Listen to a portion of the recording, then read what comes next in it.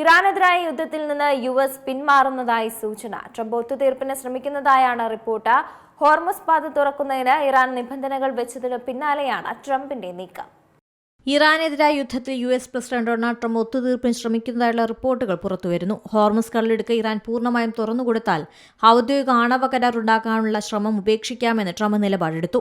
ഇറാനെതിരെ പുതിയ സൈനിക നടപടികൾ ഉണ്ടാകില്ലെന്നും ട്രംപ് സൂചിപ്പിച്ചതായാണ് വിവരം. ഇറാനെതിരെ മയപ്പെടുത്തിയ നിലപാടാണ് തുടർന്ന് സ്വീകരിക്കുകയെന്നാണ് ട്രംപ് വിശദീകരിക്കുന്നത്. ഇനി സാമ്പത്തിക സമ്മർദ്ദത്തിന്റെ വഴിയിലൂടെ ഇറാനെ വരുതിക്ക് കൊണ്ടുവരാനാണ് ശ്രമിക്കുന്നതെന്ന് ട്രംപ് വ്യക്തമാക്കിയിട്ടുണ്ട്. ഹോർമുസ് കടലിടുക്കിലെ ഉപരോധം നീക്കുന്നതിന് ഇറാൻ കർശന വ്യവസ്ഥകൾ മുന്നോട്ട് വെച്ചിരുന്നു. ഇതിന് പിന്നാലെയാണ് ട്രംപിന്റെ പ്രതികരണം. ഹോർമുസ് വഴിയുള്ള കപ്പൽ ഗതാഗതം ഇറാൻ പുനഃസ്ഥാപിച്ചാൽ അമേരിക്ക യുദ്ധത്തിൽ നിന്നും പിന്മാറുമെന്ന് ട്രംപ് വ്യക്തമാക്കി. ഇറാൻ നിലവിൽ അമേരിക്കയുമായി ചർച്ചകൾ നടത്തുന്നില്ലെന്നും ഇടനിലക്കാർ വഴി സന്ദേശങ്ങൾ കൈമാറുക മാത്രമാണ് ചെയ്യുന്നതെന്നും ഇറാനും പ്രതികരിച്ചു. International desk C Malayalam news.